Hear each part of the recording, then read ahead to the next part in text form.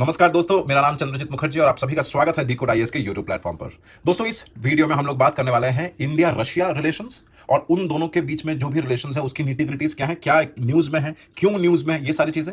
इसके साथ हम लोग बात करेंगे इंडिया और सेंट्रल एशिया के बारे में, किस तरीके से सेंट्रल एशिया भारत के लिए रेलेवेंट है, भारत किस तरीके से बहुत सारे अलग अलग तरीके के कॉरिडोर्स और लिंकेजेस बनाने की कोशिश कर रहा है। ये तमाम चीजें जो है इस वीडियो में डिस्कस करेंगे। दोस्तों, ये पूरी की पूरी सेगमेंट होगी और काफी लंबी वीडियो होगी। इत्मीनान से देखिएगा, ध्यान से देखिएगा, डेफिनेटली आपके सारे टॉपिक्स जो है क्लियर हो जाएंगे। इसके बावजूद भी अगर किसी को कोई डाउट रहता है तो जरूर से कमेंट सेक्शन में लिखें, हम लोग उसको तुरंत जो है सॉल्व करने की कोशिश करेंगे।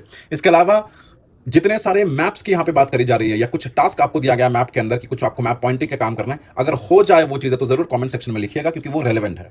नेक्स्ट जो पार्ट है वो है इंडिया रशिया और इंडिया सेंट्रल एशिया।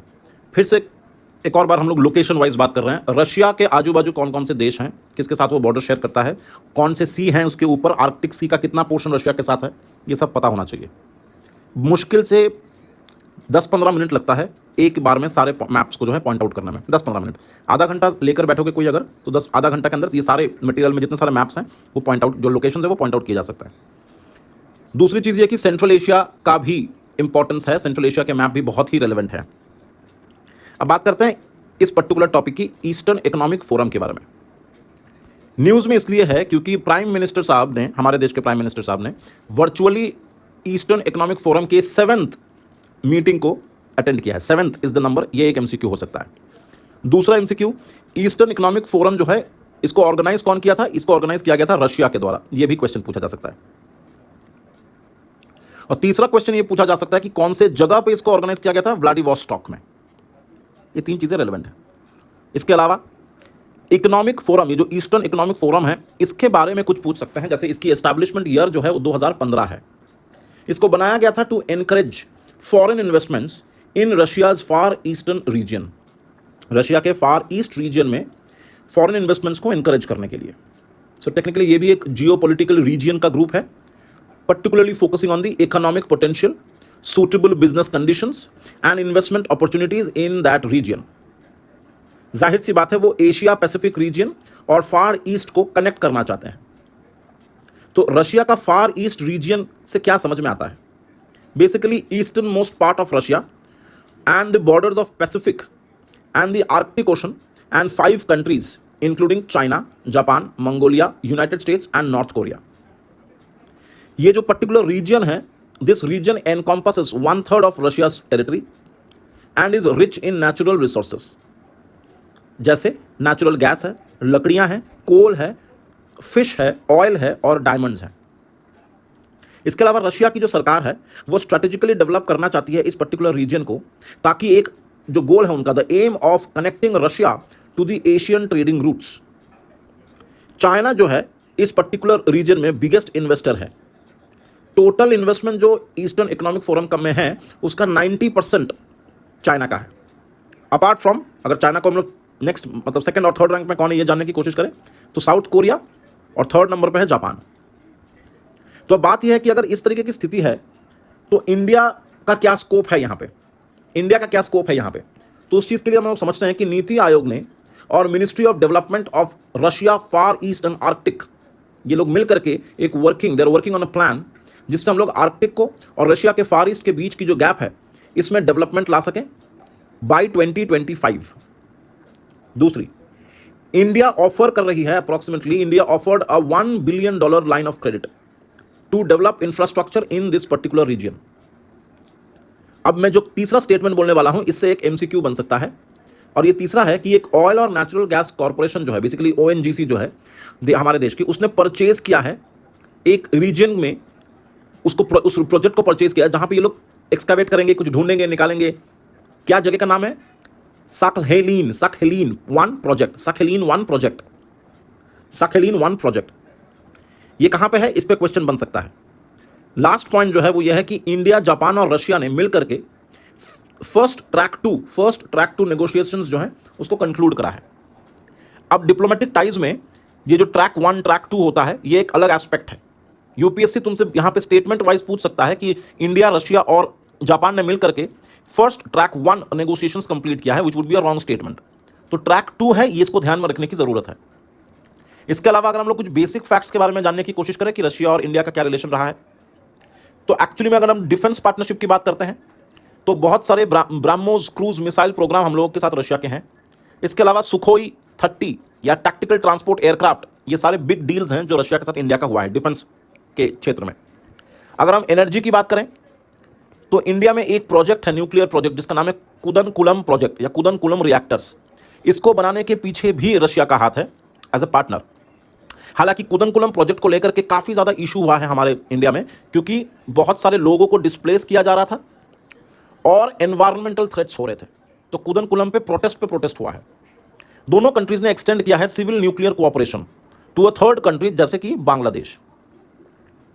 अगर हम स्पेस टेक्नोलॉजी की बात करते हैं तो फॉर्मर सोवियत यूनियन जो थी एक्चुअली, उसने हमारे इंडिया का पहले 2 सैटेलाइट्स आर्यभट्ट और भास्कर, इन दोनों को लॉन्च किया था पहली बार सोवियत रशिया ने। इसके अलावा कायरोजेनिक टेक्नोलॉजी जो है, ये भी हम लोगों ने उन्हीं से लिया है। इसी टेक्नोलॉजी के बेसिस पे हम लोग हैवी रॉकेट्स बनाते हैं। तो हैवी रॉकेट्स के साथ कायरोजेनिक का एक रिलेशन है, इसको ध्यान में रखिएगा। अगर हम लोग मल्टीलैटरल कोऑपरेशन की बात करते हैं तो रशिया जो है वो इंडिया को सपोर्ट करता है परमानेंट सीट में इन यूएनएससी। इसके अलावा ब्रिक्स हो, एससीओ हो, G20 हो, ऐसे इंटरनेशनल फोरम्स में भी दोनों साथ में एक दूसरे की मदद करते हैं, दे कोऑपरेट विद ईच अदर।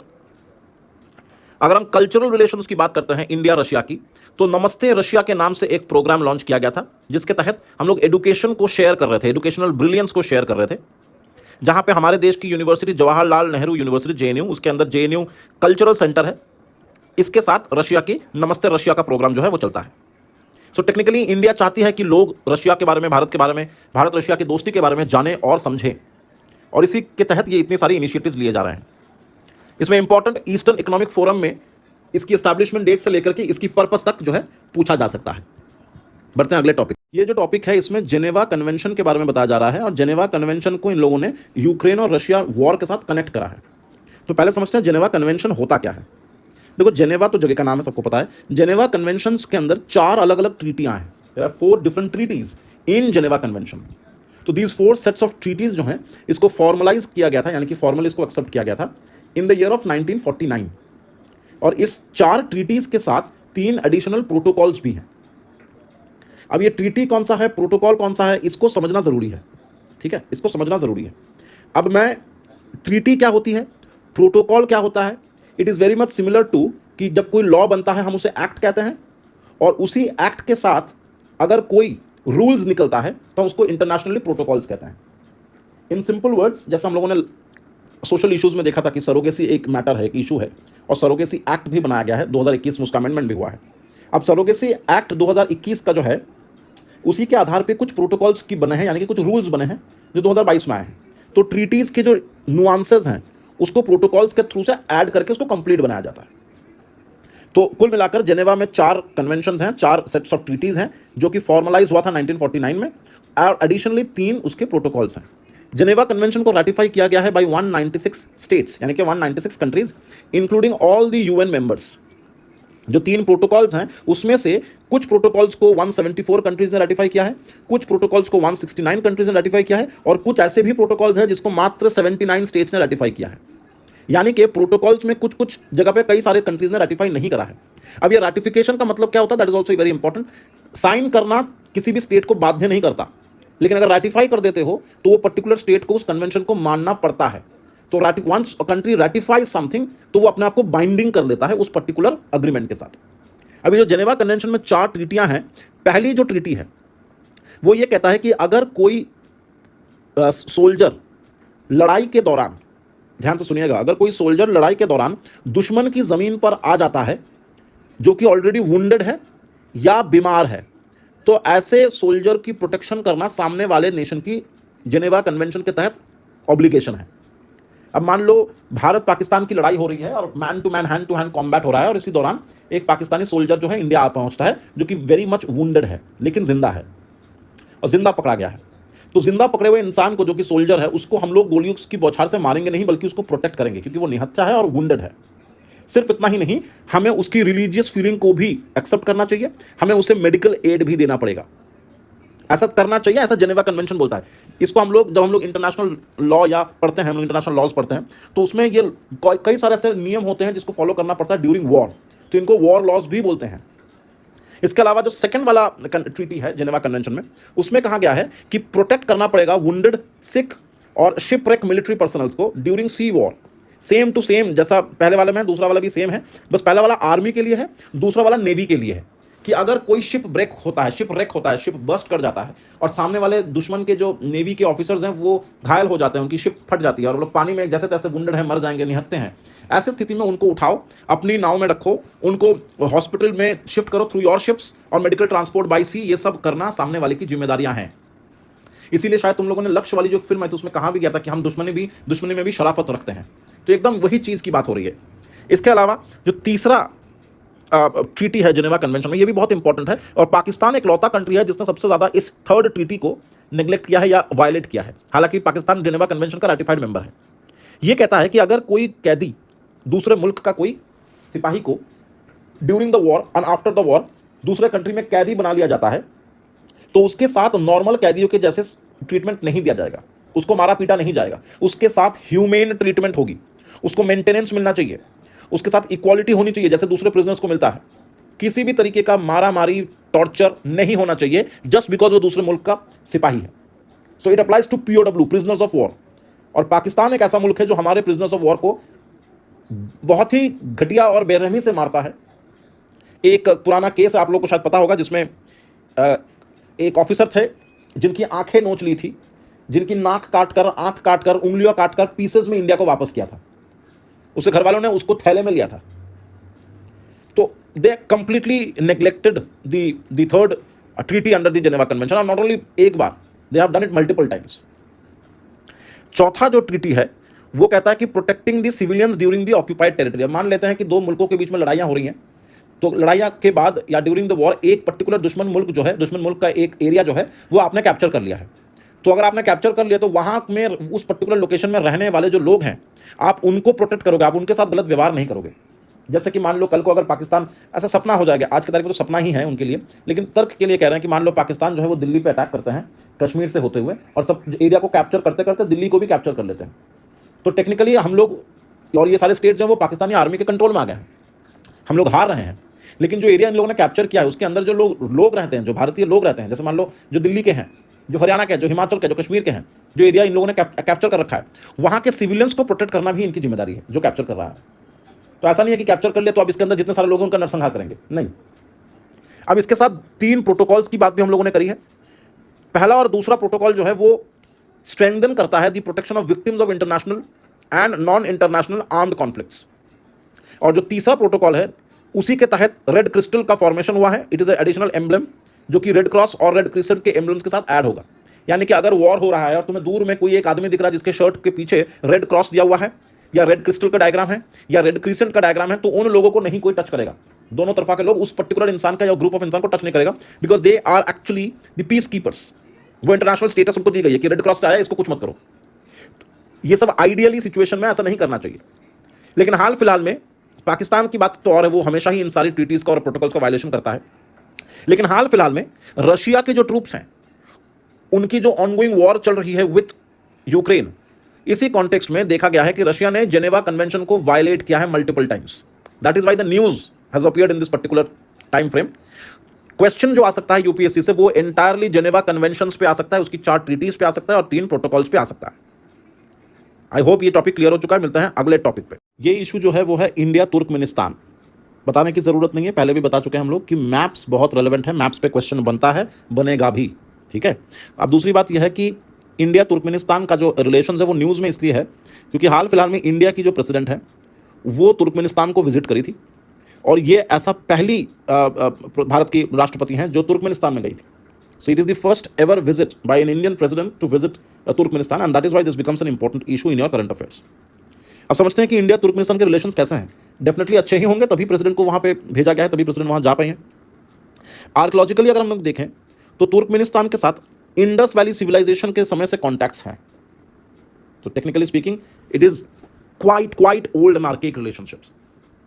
एक तुर्कमेन गेट हुआ करता था जो कि अभी भी है, तुर्कमेन गेट, और ये गेट जो है वो 1650 में टेस्टिफाई किया गया था कि हाँ ये वो पुराना गेट है जो कि बनाया गया था between India and Turkmenistan. Imagine करो तुर्कमेनिस्तान गेट 1650 में बना था, जो टेस्टिफाई करता है इंडिया और तुर्कमेनिस्तान के रिलेशन 1650। और ये बना कहां था? This could be your MCQ. Turkmenistan gate या तुर्कमेन गेट जो बना है वो दिल्ली में बना है। ठीक है, आगे बढ़ते हैं इसी टॉपिक के साथ। India is one of the first countries to recognise Turkmenistan as a independent country in 1991। 1991 में तुर्कमेनिस्तान को इंडिपेंडेंट कंट्री का दर्जा और उसको रिकॉग्नाइज किया गया पहली बार भारत के द्वारा। और 1992 से ही हम लोगों के फॉर्मल डिप्लोमेटिक रिलेशंस हैं। तुर्कमेनिस्तान क्योंकि सेंट्रल एशिया का पार्ट है, तो सेंट्रल एशिया में पहली बार योगा और ट्रेडिशनल मेडिसिन सेंटर जो है वो तुर्कमेनिस्तान में खोला गया, अशकाबाद जगह पे, इन 2015। अगर हम लोग इंडिया और सेंट्रल एशिया के जनरली, अगर हम लोग इंडिया सेंट्रल एशिया के रिलेशंस को एक बार देखें तो part of India's extended neighbourhood को ही हम सेंट्रल एशिया कहते हैं। 2022 के जनवरी के महीने में इंडिया ने पहली बार इंडिया सेंट्रल एशिया समिट को ऑर्गेनाइज करवाया था, which concluded 30 year of diplomatic relations between India and Central Asia. ये अपने आप में एक एमसीक्यू बन सकता है, सेकंड वाला पॉइंट। आगे हम लोग अगर देखें तो नॉर्थ साउथ ट्रांजिट कॉरिडोर जो है इसमें भी इंडिया मेंबर है और अशकाबाद अग्रीमेंट में भी इंडिया मेंबर है। तो नॉर्थ साउथ ट्रांजिट कॉरिडोर या ट्रांसपोर्ट कॉरिडोर ये क्या है? ये इंपॉर्टेंट है। ये रशिया के साथ एकदम नीचे साउथ में अरेबियन सी के ओपनिंग तक कनेक्ट करता है। India has taken several steps to expand the connectivity through Chabahar port, जो कि ईरान में है, जिसके थ्रू से इंडिया जो है सेंट्रल एशिया को पहुंच सके। ये एरिया काफी इंडिया को सिक्योर लगा था, वायबल लगा था और किसी भी तरीके की कोई दिक्कत नहीं थी। अगर इंडिया अभी भी चाबहार पोर्ट से सेंट्रल एशिया में जाना चाहे तो वो जा सकता है बिना किसी रुकावट के। लेकिन अनफॉर्चुनेटली चाबहार पोर्ट के जस्ट बाजू में आप सबको पता होगा गदर पोर्ट आ गया है, जो कि पाकिस्तान में है और जिसको बनाया गया है चाइना के द्वारा under the policy of BRI, और ये हमारे लिए थोड़ा प्रॉब्लम की जगह है। इसके अलावा हम लोगों ने तुर्कमेनिस्तान के साथ कई सारे MOUs जो हैं वो साइन कर रखे हैं। One of them being the impact community development project, high impact community development project, जो कि socio economic development of central Asia से रिलेटेड है। अगर हम लोग इसके बाद सिर्फ और सिर्फ कुछ मेजर इनिशिएटिव्स के बारे में जानने की कोशिश करते हैं कि भारत के ऐसे कुछ मेजर इनिशिएटिव्स क्या हैं जिससे हमारे रिलेशन सेंट्रल एशियन कंट्रीज के साथ अच्छी बनी रहे। Number 1, connect central Asia policy. Connect central Asia policy ये हमारा पहला ऐसा सेंट्रल एशिया की तरफ इनिशिएटिव है। कनेक्ट सेंट्रल एशिया पॉलिसी में पॉलिटिकल, सिक्योरिटी, इकोनॉमिक और कल्चरल कॉन्सेप्शंस या कनेक्शंस से रिलेटेड बातें होंगी, उससे रिलेटेड पॉलिसीज बनेंगी। इसके अलावा नॉर्थ साउथ ट्रांसपोर्ट कॉरिडोर भी एक मेजर इनिशिएटिव है towards the Central Asian countries, जिसके अंदर हम लोग नॉर्थ से साउथ ट्रांसपोर्ट कॉरिडोर बनाएंगे जो कि शिप, रेल और रोड तीनों तरीके से कनेक्टेड होगा। यह कनेक्ट कर रहा है इंडिया को रशिया के साथ, सेंट्रल एशिया के साथ, यूरोप वाया ईरान के साथ, विच इंक्लूड्स चाबहार पोर्ट। तीसरा पॉइंट जो है वो है TAPI, Turkmenistan, Afghanistan, Pakistan, Iran project. यह प्रोजेक्ट लगभग 33 billion cubic metres of gas को ट्रांसपोर्ट करने के लिए था, जो कि गैल्कनिश एक गैस फील्ड है तुर्कमेनिस्तान में, वहां से हम लोग गैस को ट्रांसपोर्ट कर पाते। लेकिन तापी प्रोजेक्ट में जो पी है पाकिस्तान, इसके वजह से इस प्रोजेक्ट को काफी डिले हुई है, काफी प्रॉब्लम्स हम लोग जो है इवन टुडे वी फेस। जब ये तापी प्रोजेक्ट बनाया गया था तो लोगों को लगा था ये रिलेशंस को अच्छे करेगा, इसी के लिए इस तापी का दूसरा नाम था पीस पाइपलाइन, जो कि अनफॉर्चुनेटली नहीं हो पाया because of the P here in Tapi. ये पाइपलाइन जो है लगभग 1814 किलोमीटर तक का लंबाई में है। अगर हम लोग आखिरी चीज को पढ़ते हैं जो कि सेंट्रल एशियन कंट्रीज की तरफ हमारा इनिशिएटिव रहा है, विच इज अशकाबाद एग्रीमेंट। इसको इंडिया ने ज्वाइन करा है 2018 में। It aims to establish an international multi modal transport and transit corridor between Central Asia and Persian Gulf. यहां पे एमसीक्यू बन सकता है कि अशकाबाद एग्रीमेंट क्या है। दूसरा क्वेश्चन बन सकता है कि क्या इंडिया अशकाबाद एग्रीमेंट के इनिशियल मेंबर्स में से एक है या लेटर ऑन ज्वाइन किया है। तीसरा क्वेश्चन बन सकता है अगर ज्वाइन किया तो कौन से साल में किया, विच इज 2018। अशकाबाद एग्रीमेंट कौन से दो एरिया या रीजन को कनेक्ट करता है, central Asia and Persian gulf. इस किस्म के क्वेश्चंस जो हैं यूपीएससी आपसे पूछ सकता है। I hope this is clear now. दोस्तों ये जो टॉपिक है ये है international north south transit corridor. Transit corridor एक पैसेज है, एक कॉरिडोर है जो कि नॉर्थ से साउथ की तरफ आने वाली है और इंटरनेशनल इसका नेचर है, यानी कि एक से अधिक कंट्रीज़ के थ्रू से ये ऊपर से नीचे तक एक पैसेज, एक कॉरिडोर बनाया जाएगा। जाहिर सी बात है इसके अंदर इंसान, people to people contact, goods, services, सब कुछ जो है ये इसी के अंदर ट्रांसफ़र किए जाएंगे, शेयर किए जाएंगे। इन अदर वर्ड्स ये इसके अंदर हम लोग इसको एक स्ट्रेटेजिक और इकोनॉमिक पर्सपेक्टिव से समझ सकते हैं। आप लोगों को ये मैप दिख रहा होगा दोस्तों। इस मैप में जो सबसे इंटरेस्टिंग चीज़ है जो आपको याद रखनी है वो ये है कि ये जो गोल गोल मैंने बना रखे हैं यहाँ पे, एक, ये दूसरा, ये तीसरा, ये सब के पास जो जो समुद्री एरियाज़ में जो स्ट्रेट्स हैं, जो ओशंस हैं, जो पासेस हैं, ये आपको याद होना चाहिए, क्योंकि वे लोग जो हैं यूपीएससी में यहाँ से क्वेश्चन पूछते हैं कि ये पैसेज में कौन कौन से ओशंस हैं, ये वाला एरिया क्या है, इसके लोकेलिटी में कौन कौन से कंट्रीज़ हैं, इस तरीके के सवाल पूछते हैं। तो इसका आप एक स्क्रीनशॉट ले लीजिए और फिर इसको मैप पॉइंटिंग में जाकर के या गूगल मैप्स में जाकर के इसको पॉइंट कर लीजिए, क्योंकि क्वेश्चन यहाँ से फंस सकता है। अब बात करते हैं ये इशू में है क्या, क्यों न्यूज़ में है। ये कोई नई चीज़ तो नहीं है। न्यूज़ में इसलिए है कि ईरान जो है started transfer of Russian goods to India by using the north south transit corridor. यानी कि ईरान से इंडिया के बीच में, यानी कि ये जो डिस्टेंस है, मैं आपको कलर चेंज करके दिखाता हूँ, ये जो डिस्टेंस है, ये डिस्टेंस ईरान से लेकर इंडिया का ये डिस्टेंस जो है, इसमें गुड्स जो है वो ट्रांसफ़र होना शुरू हो चुकी हैं। और क्या गुड्स ये ट्रांसफ़र कर रही है? Iran started transfer of Russian goods. Russia से, यानी कि यहाँ से मान लेते हैं, यहाँ से मटेरियल आ रहा है, फिर यहाँ से आगे की तरफ इंडिया को जा रहा है। और ये डेफिनेटली नॉर्थ साउथ कॉरिडोर का एक रूट मैप है जो रेड में मार्क किया गया है। इसका मतलब ये है कि ये जो इंटरनेशनल ट्रांजिट कॉरिडोर है ये एक्टिवेटेड है। अब ये लगभग 7200 किलोमीटर की इसकी लंबाई है और ये मल्टी मोडल ट्रांसपोर्टेशन नेटवर्क है। इसकी शुरुआत, जो इसकी आइडिया है, इसकी शुरुआत हुई थी 2000 में by Russia, India and Iran. और इसके अंदर जो है it connects Indian Ocean and Persian Gulf to Caspian Sea via Iran, and it is then connected to Saint Petersburg and north European countries via Russia. Currently it has 13 members के नाम और उनके locations, you need to remember this. अब इसकी significance Bharat के लिए क्या है? It will cut down the transportation cost of goods by almost 30% as well as transportation time, अगर हम इसको कंपेयर करते हैं स्वेज कैनल से। कहने का मतलब यह है, ज़रा मैप में वापस आ जाइए, देखिए यहाँ पे स्वेज कैनल है। अगर मैं यहाँ पे आपको एक दूसरे इंक से दिखाता हूँ, मान लीजिए ये रशिया है और यहाँ से आपको भारत में कुछ गुड्स भेजना है, तो अगर ये रेड वाला जो एरिया है नॉर्थ साउथ ट्रांजिट कॉरिडोर, अगर ये नहीं होता तो रशिया को क्या करना पड़ता? ट्रेडिशनल रूट लेना पड़ता। तो ट्रेडिशनल रूट कैसे होता? ऐसे होता, ये पूरा ऐसे ऐसे ऐसे ऐसे ऐसे ऐसे, फिर यहाँ से घूमता, फिर यहाँ से आता, फिर यहाँ पे स्वेज कैनल है, स्वेज कैनल यहीं पे है, इसको क्रॉस करता, फिर यूँ आता, फिर इंडिया में जाता। तो कितना ज़्यादा समय, कितना ज़्यादा पैसा लगता। जबकि अब क्या हो रहा है? अब ये रशिया से डायरेक्टली आ रहा है ईरान और फिर यहाँ से इंडिया। तो ये जो एक्स्ट्रा पूरा घूमने की ज़रूरत नहीं पड़ रही है, इस वजह से हम लोगों का अच्छा खासा समय भी बच रहा है और लगभग 30% of the cost of transportation ये भी बच रहा है। इसके अलावा it reduces the carriage cost between India and Russia by 30%। It brings down the transit time to less than 25 days, जो कि पहले 40 दिन लगता था। It will help India to gain smooth access to Central Asia and beyond. It will help to expand trade and investment links. इसके अलावा it will reduce the dependence on the current trading partners, specially the energy connectivity through the realignment of supply chains. इसके अलावा India के जो answer अच्छा खासा दे रहा है with respect to belt road initiative. ये जो तरीका निकाला है हम लोगों ने नॉर्थ साउथ ट्रांजिट कॉरिडोर, ये एक अच्छा जवाब है चाइना के बेल्ट रोड इनिशिएटिव के लिए। इसके अलावा इंडिया की जो कॉरिडोर है to energy rich Central Asia, Arctic, Nordic and Baltic region, ये भी ओपन अप हो गया है। यानी कि अगर रशिया या बाल्टिक रीजन या आर्कटिक, नॉर्डिक या सेंट्रल एशिया से हमें ऑयल लेना है, एनर्जी लेना है, तो हम लोग इस शॉर्टकट से ले सकते हैं। हमें ये पूरा अफ्रीका घूमकर, यूरोप घूमकर जाने की जरूरत नहीं है, because that is also a way जिस वजह से हम लोग डिपेंडेंट हो जाते थे गल्फ कंट्रीज की तरफ और अदर यूरोपियन कंट्रीज की तरफ। तो it will reduce the dependency of the current trading partners. That is the point, this one is related to this. अब इसके बाद अगर हम लोग बात करते हैं कि कोई और भी ऐसी प्लानिंग चल रही है क्या, किस तरीके की कॉरिडोर जो है और बनाए जाएं, other planned corridors connecting India, Russia and Europe. Yes, Chennai Vladivostok maritime corridor connecting India and Russia. Chennai Vladivostok के अलावा India's Arabian and Mediterranean sea Arab Med corridor connecting India and mainland Europe via Piraeus port of Greece and Middle East. तो ये दोनों नए corridors जो हैं वो बन रहे हैं, एक इंडिया रशिया के लिए और दूसरा इंडिया यूरोप के लिए। और ये दोनों चीज़ें जो हैं यहाँ पे जो मार्क किए गए हैं, यहाँ जो मार्क किया गया है चेन्नई व्लादिवोस्टॉक मैरीटाइम कॉरिडोर, इसको आप डेफिनेटली मैप में ढूंढेंगे, गूगल मैप में। और दूसरी चीज़ ये है इंडिया अरेबियन मेडिटेरेनियन यानी कि अरब मेड कॉरिडोर। ये दोनों ही बहुत इंपॉर्टेंट है मैप के पर्सपेक्टिव से और मेंस के पर्सपेक्टिव से। तो आई रिक्वेस्ट यू ऑल कि इन दोनों के जो मैप्स हैं ये एक्सट्रीमली इंपॉर्टेंट है, ठीक है। अगला टॉपिक जो है वो है चाबहार पोर्ट। दोस्तों, चाबहार पोर्ट जो है, इसके बारे में अगर हमें समझना है तो जैसे कि हम लोगों ने पिछले वीडियोस में बात करी है कि मैप्स पे फोकस करिएगा। यहाँ पे भी आपको मैप्स पे फोकस करना है। फॉर एग्जांपल, यहाँ ईरान है, ईरान किसके साथ बॉर्डर शेयर करता है, यहाँ पे भारत है। ये गदर पोर्ट जो है ये पाकिस्तान में है, इसको बना रही है चाइना।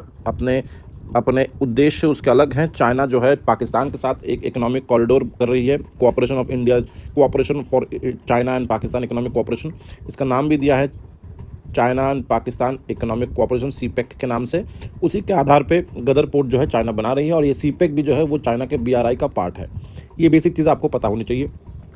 हम लोग जो हैं वो लोग हम लोग चाबहार पोर्ट, यहाँ पे ईरान में हम लोग चाबहार पोर्ट बनाने की कोशिश कर रहे हैं गल्फ ऑफ ओमान में। यहाँ से ये एक सड़क जाएगी जो कि ज़ारांज और जिहादन और फिर दिलाराम से अफगानिस्तान में भी एंटर करेगी और फिर ये ईरान की तरफ से सेंट्रल एशिया की तरफ भी जाएगी। सो टेक्निकली चाबहार पोर्ट हमारे लिए not only trade but also it is important कि वो हमारे को एक सेंट्रल एशिया की तरफ एक एंट्री पॉइंट बना के दे रही है। लेकिन प्रॉब्लम यह आन पड़ी है कि जैसे यहाँ पे चाबहार पोर्ट है वैसे ही यहाँ पे एक चाइना पाकिस्तान का बनाया गया गदर पोर्ट भी है। तो जाहिर सी बात है जहाँ जहाँ हम जो जा रहे हैं वहीं वहीं ये लोग हमें फॉलो कर रहे हैं, कुछ ऐसा लगता है देख करके। टॉपिक न्यूज़ पे क्यों है उसको समझते हैं। इंडिया ने रिसेंटली ऑब्जर्व किया है कि चाबहार डे जो है, जहाँ पे इंडिया और ईरान जो है वो रिव्यू करते हैं the progress of the Chabahar port, किस तरीके से चाबहार पोर्ट काम कर रहा है, उसकी प्रोग्रेस कैसी हो रही है। और चाबहार पोर्ट में international north south transit corridor जो है वो भी इसी का पार्ट बन जाता है। तो वो भी किस एस्पेक्ट से इंटरनेशनल नॉर्थ साउथ ट्रांसपोर्ट या ट्रांजिट कॉरिडोर को हेल्प कर सकता है, उसमें कंट्रीब्यूट कर सकता है, इसके बारे में जानने के लिए बीच बीच में हम लोग जो है रिव्यू करते रहते हैं। तो वैसा ही कुछ रिव्यू हम लोगों ने इस बार करा है। अब चाबहार पोर्ट के बारे में अगर थोड़ा जानने की कोशिश करते हैं तो ये लोकेटेड है in Sistan and Baluchistan province in the south eastern part of Iran on the Gulf of Oman. ये काफ़ी डीप सी पोर्ट जो है वो ईरान में है। It is the only deep sea port rather जिसका डायरेक्ट ओशन एक्सेस है। Its geographic proximity to countries such as Afghanistan, Pakistan, and India, as well as the status as a key transit center for the burgeoning मतलब flourishing international north-south transport corridor. India, Afghanistan और Iran जो है इन्होंने sign कर रखा है कि वो लोग international transport and transit corridor जो है, जो कि चाबहार एग्रीमेंट 2016 का है, उसमें लोगों ने साइन कर रखा है। चाबहार एग्रीमेंट क्या है? चाबहार पोर्ट के बारे में अधिकतर लोगों को पता होता है, लेकिन चाबहार एग्रीमेंट क्या है और ये कब साइन किया गया था? 2016 में बिटवीन इंडिया, अफगानिस्तान और ईरान। ये एक अच्छा एमसीक्यू बन जाता है, बहुत ही इंपॉर्टेंट क्वेश्चन है ये। इसके अलावा अगर हम थोड़ा सा और डिटेल में जाने की कोशिश करते हैं तो यहाँ पे लिखा हुआ है कि this involve construction of rail lines from Chabahar to जेहादीन।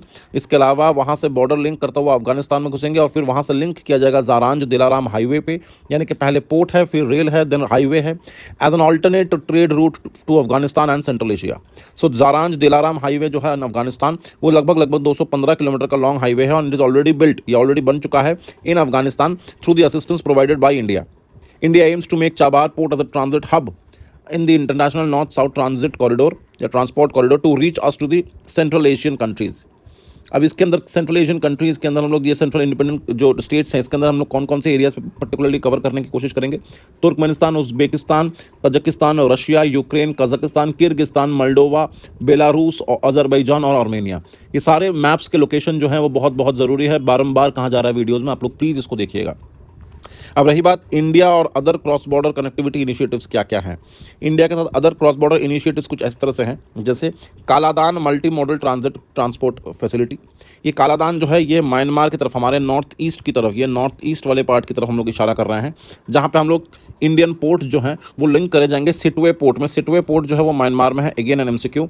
वहाँ से हम लोग रिवराइन रूट्स को फॉलो करते हुए मिजोरम से कनेक्ट करेंगे। सो म्यांमार टू मिजोरम ये एक कॉरिडोर को हम लोग बनाने की कोशिश कर रहे हैं। इसके अलावा India Myanmar Thailand trilateral highway project, ये भी बहुत इंपॉर्टेंट है। यहाँ पे लगभग 1360 किलोमीटर का एक क्रॉस बॉर्डर ट्रांसपोर्टेशन नेटवर्क बनने वाला है, जो कि मोरे, जो कि इंडिया का पार्ट है, मोरे से लेकर मायसॉट जो कि थाईलैंड है, और वहाँ से बागान जो कि म्यांमार का पार्ट है, इन तीनों एरियाज़ को कनेक्ट करने वाला है। इसके अलावा मेकोंग इंडिया इकोनॉमिक कॉरिडोर, ये भी बहुत इंपॉर्टेंट है। ये कनेक्ट करने वाला है वियतनाम को, म्यांमार को, थाईलैंड को, कंबोडिया को और उसको साथ चेन्नई में भारत के साथ। यानी कि ये सारे इंपॉर्टेंट एरियाज़ जो है आपको मार्क करना है, मैप में करना है, आपको याद भी रहेगा और ये सारी चीज़ें बहुत ज़्यादा एसेंशियल है। इसके अलावा स्टिलवेल रोड जो है, Ledo road and Burma, actually World War 2 जब हुआ था, overland road linking Ledo in Assam to Kunming in Yunnan यानी कि चाइना थ्रू म्यांमार, यानी कि हम लोग असम से चाइना जा सकते हैं थ्रू म्यांमार। इसी रोड में हम लोग स्टिलवेल रोड या लेडो रोड और बर्मा से कनेक्ट करने की कोशिश कर रहे हैं। ये रूट काफ़ी पुराना है। इसके अलावा हम लोग जो है दिल्ली हनोई रेलवे लिंक बनाने की कोशिश करें। हनोई बेसिकली वियतनाम में है, तो इंडिया वियतनाम जो है वहाँ पे एक रेलवे लिंक बनेगी via Thailand, Myanmar and Malaysia and Singapore. इसका तामू कलेवा कलेमियो फ्रेंडशिप रोड, ये जो अजीब थोड़े से नाम लगते हैं, ये कई बार याद करना डिफिकल्ट होता है, यहाँ से एमसीक्यूज बन जाता है। तो तामू कलेवा कलेमियो फ्रेंडशिप रोड जो है वो लगभग 160 किलोमीटर का क्रॉस बॉर्डर फ्रेंडशिप रोड है, जो तामू टू कलेमियो को लिंक करने वाला है in Myanmar Sagaing region and forms a part of Indo Myanmar Thailand trilateral highway. इसके अलावा रीटिडिम रोड इन म्यांमार और BCIM इकोनॉमिक कॉरिडोर, ये जो कि BCIM जो है चाइना के कुनमिंग रीजन के साथ कलकत्ता जो कि भारत का पार्ट है, इन दोनों को जोड़ने वाला है फ्रॉम म्यांमार एंड बांग्लादेश। और जो रीतिदिम रोड है इन म्यांमार, ये लगभग 80 किलोमीटर का क्रॉस बॉर्डर रोड है जो कि इन म्यांमार के चीन स्टेट के साथ कनेक्ट करने वाला है। So technically all these connectivity routes are extremely important, particularly with respect to maps and with the purposes of mains and prelims के MCQs के साथ। तो ये ट्रांजिट कॉरिडोर्स या इंटरनेशनल ट्रांजिट या क्रॉस बॉर्डर कनेक्टिविटी इनिशिएटिव्स को बहुत अच्छे से पढ़िएगा। चाबहार पोर्ट उनमें से एक है। चाबहार की एक हिस्ट्री मैंने बताई, गदर की एक हिस्ट्री मैंने बताई, इसके अंदर CPEC और BRI भी बहुत रेलिवेंट हो जाता है। ये था आपका सेंट्रल एशिया या वेस्ट एशिया के साथ जो इंडिया की कनेक्टिविटी है। मिलते हैं अगले वीडियो में एक नए इंटरनेशनल रिलेशंस के सेगमेंट के साथ। तो दोस्तों यहीं पे वीडियो को समाप्त करते हैं। ये था हमारा इंडिया रशिया और इंडिया सेंट्रल एशिया के रिलेशंस के बारे में। इस सेगमेंट को यहीं पे समाप्त करते हैं। आशा करते हैं आपको कुछ यहां से अच्छी चीजें मिली हैं जो कि आपके एग्जाम में काम आ सके। मिलते हैं अगले वीडियो में एक नए सेगमेंट के साथ। थैंक यू, नमस्कार, जय हिंद।